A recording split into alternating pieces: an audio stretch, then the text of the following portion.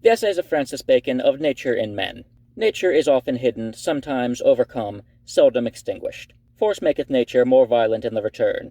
Doctrine and discourse maketh nature less importune. But custom onely doth alter and subdue nature. He that seeketh victory over his nature, let him not set himself too great nor too small tasks, for the first will make him deceived by often failings, and the second will make him a small proceeder, though by often prevailings. And at the first let him practise with helps as swimmers do with bladders, or rushes. But after a time let him practise with disadvantages as dancers do with thick shoes. For it breeds great perfection if the practice be harder than the use. Where nature is mighty and therefore the victory hard, the degrees had need be.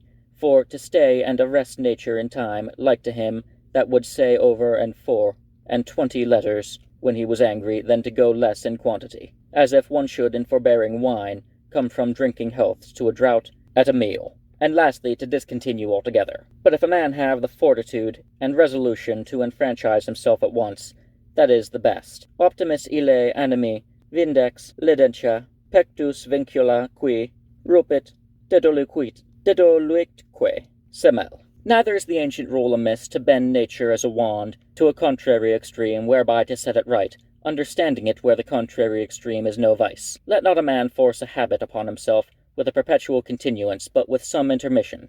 For both the pause reinforceth the new onset, and if a man that is not perfect be ever in practice, he shall as well practice his errors as his abilities, and induce one habit of both. And there is no means to help this, but by seasonable intermissions. But let not a man trust his victory over his nature too far, for nature will lay buried a great time, and yet revive, upon the occasion or temptation, like as it will with Aesop's damosel, turned from a cat to a woman, who sat very demurely at the board's end till a mouse ran before her. Therefore let a man either avoid the occasion altogether, or put himself often to it, that he may be little moved with it. A man's nature is best perceived in privateness, for there is no affection in passion, for that putteth a man out of his precepts, and in a new case or experiment, for there custom leaveth him.